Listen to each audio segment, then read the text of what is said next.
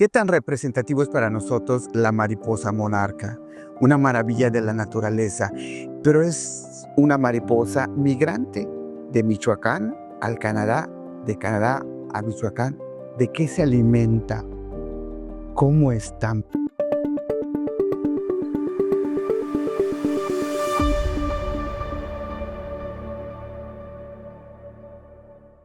Vamos a platicar con el experto, con el doctor Luis Eduardo Servín Garcidueña. Así es. Quien está en la UNAM, en el campus Morelia, y nos va a platicar sobre todo esto de la mariposa monarca. Doctor, platiquen. Muchas gracias por el momento, Freddy. Te agradezco la atención. Y bueno, para mí es fascinante compartir con ustedes toda esta información de los microorganismos asociados a las mariposas monarca. Ustedes sabrán que todas las formas de vida nos vemos de una forma muy independiente, pero en realidad todos son interacciones en el mundo de la biología. Y, por ejemplo, nosotros, seres humanos, tenemos más o menos unos 200 gramos de nuestro peso corporal. Son microorganismos, entre bacterias, arqueas, las viboritas, los virus, y estamos sanos. Y esto es importante porque va más allá de una sola especie, es un concepto que se llama el holobionte. Entonces, en este contexto, en mi grupo de trabajo, una línea importante es entender los microorganismos que están asociados con insectos emblemáticos de mi región, que bueno, es de Michoacán, y un organismo maravilloso, que incluso es el insecto nacional de varios países, la mariposa monarca. Pues es fascinante en muchos aspectos, ¿no? Entonces las mariposas monarca, cuando están aquí en México, solo se alimentan de néctar y de polen hasta más o menos pues al inicio de la primavera, finales de febrero, mediados de febrero, marzo, va cambiando un poco el año, y en estos contextos de cambio climático pues es difícil, pero las mariposas monarca, cuando es el pleno invierno, ustedes sabrán que coincide muy bien el arribo de mariposas monarca con la celebración del Día de Muertos. La cultura local piensa que son las almas de nuestros seres queridos que regresan a vernos. Y en ese sentido llegan aquí en el invierno y durante ese tiempo no se alimentan.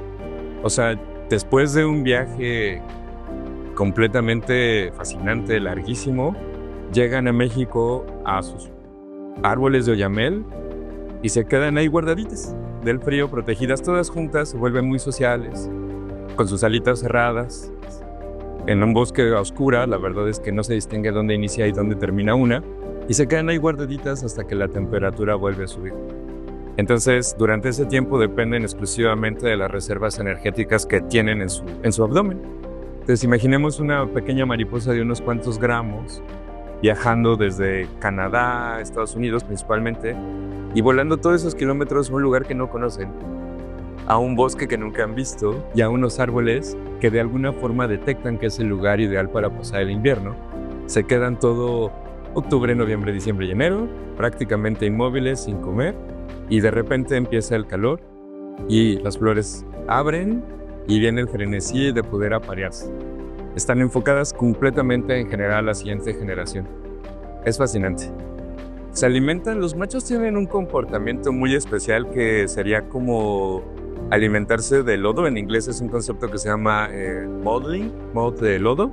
Y entonces los machos bajan un poquito al agua del bosque, bajan por agua, claro, pero también bajan por el sedimento que está ahí, porque es la fuente de donde tienen muchos nutrientes. Fósforo, que es fundamental, nitrógeno, que no lo tiene la dieta basada en polen y néctar. Es decir, su dieta... Los machos, principalmente los machos. Las hembras, claro, también bajan por un poco de agua, pero no es tan marcado ese comportamiento de estar agarrando el lodito. Entonces el lodito lleva microorganismos, lleva nutrientes que no tiene el polen ni el néctar. Y eso es sumamente importante, porque cuando se aparean cuando nos apareamos ocupamos recursos. Las mariposas monarca, al tener una dieta tan restringida ya como adultas, dependen de lo que hayan comido como orugas. Pero claro, eso ya pasó hace muchos meses cuando migraron. Entonces, a la hora de aparearse, tienen que utilizar la grasa que pudieron convertir de las plantas como orugas, y sobre todo, las hembras se aparean con múltiples machos.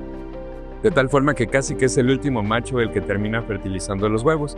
El resto del esperma se termina degradando para reciclarlo para producir la cascarita del huevo, la larvita en formación, todo eso involucra nutrientes y recursos que la dieta per se no le da a la planta, ¿no? De la que se alimentan las mariposas monarca. Entonces es un fenómeno fascinante porque entonces hay microbios en el entorno y entonces, claro, nos hace ver que entonces el entorno, ese riachuelito, ese lodito, pues no hay que ir como turista a pisarlo, ¿no?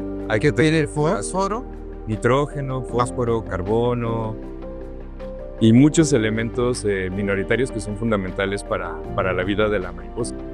O sea que la mariposa monarca en el Canadá se alimenta de néctar y polen, y cuando están acá, que están en dieta, nada más bajan al charquito de lodo para obtener lo que no ven, lo que es el fósforo, nitrógeno y carbono, ¿no? Es fascinante. Las mariposas monarcas son cuando empiezan, son unos huevitos chiquitos microscópicos de unos cuantos milímetros, y a lo largo de las etapas larvarias aumenta hasta 2000 veces su peso corporal. Las mariposas monarca tienen estos colores tan vistosos para anunciarle a roedores, aves de, oigan, soy tóxica. ¿Por qué? Porque se alimenta principalmente de una planta que se llama Asclepias, que crece en estos ambientes tropicales, en Estados Unidos.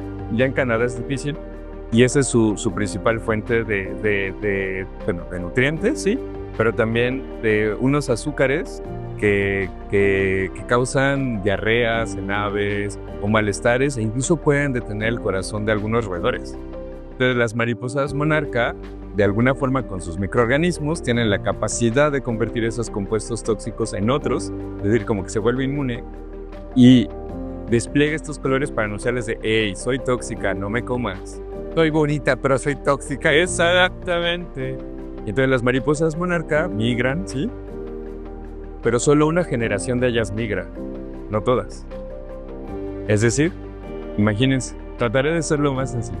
Imagínense las mariposas monarcas aquí que están en los campos de hibernación, que está mal dicho, por cierto, no es es más bien un estado de latencia. Están como tal hibernando como aplica para otros organismos. Y entonces estas mariposas se aparean. Casi todos los machos se quedan sin energía y mueren. En Michoacán. Sí. Las hembras no. Las hembras, después de aparearse, tienen que viajar hacia el norte de México y al sur de Estados Unidos para ahí poner los huevecillos. Bueno, estas mariposas hembra mueren. Los huevecillos que quedaron en estas regiones eclosionan. ¿Y qué crees que pasa? Las mariposas se vuelven totalmente aisladas, no les gusta estar juntas. Se vuelven totalmente antisociales y se dispersan por todo Estados Unidos. Algunas de ellas llegan a Canadá, se reproducen, ponen sus huevecillos. En Canadá no se lleva. Tampoco mucho. Y entonces ahí dejan sus huevecillos y eclosionan, y cuando la última generación detecta el cambio de temperatura que empieza a bajar, cambia completamente toda la biología de las mariposas monarca, y todas, independientemente de si están dispersas por Estados Unidos, Canadá, viene todo como un camino de migración hasta llegar a estos bosques de oyameles en Michoacán y Estado de México. Es decir, las mariposas que están llegando no conocen estos bosques, no conocen nada. Te guían pues es un misterio, pero se guían por luz polarizada, se guían por rasgos geográficos, por la magnitud de la Tierra. ¿Y la microbiota cómo lo influye? Bueno, eso es lo que justo estamos investigando, y pues no conocíamos qué microorganismos están asociados a las mariposas. Entonces empezamos con una pregunta muy básica de biología de qué viven qué. Y entonces lo que hemos detectado es que las mariposas monarca tienen un simbionte muy particular que se llama Commensalibacter papalotli, la bacteria comensal de las mariposas.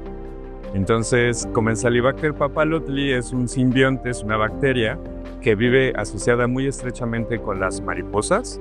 Es una bacteria del ácido acético, de estas como que están en el vinagre o en la fruta que se descompone, que cuando empieza a fermentarse empieza a oler un poquito ácido acético, como esmalte de uñas o a fruta descompuesta. Bueno, hay un grupo de bacterias que se encarga de esos procesos de fermentación, producen ácido acético, la gran mayoría de ellas, y entonces en las mariposas monarca, en sus intestinos, tienen a una bacteria del ácido acético muy particular que únicamente se ha descrito hasta el momento en las mariposas monarca, y los parientes más cercanos están en abejas, mariposas, abejorros y toda la diversidad de abejas y abejorros que se quiera imaginar. Es un simbionte muy importante que participa en nuestras predicciones en la fermentación de compuestos orgánicos, es decir, polen, néctar son azúcares, entonces la mariposa puede degradar, pero al mismo tiempo estos simbiontes pueden ayudar a degradar todos estos compuestos que vienen de las plantas y en el proceso producir energía, que durante el proceso de migración se ocupa energía pues para poder volar. Entonces, si se fijan, son relaciones biológicas muy estrechas en donde los organismos se benefician mutuamente. Estamos hablando de una simbiosis. Una simbiosis, yo colaboro contigo y mutuamente tenemos un beneficio. Doctor Luis Eduardo, de verdad que estoy maravillado. Para nosotros aquí en el trópico, pues no es información de primera mano, nada más sabemos que la mariposa es bella, que las almas llegan. Sí. Doctor, gracias por la información, gracias por regalarnos información y acuérdese que tener información, eso nos genera más conciencia.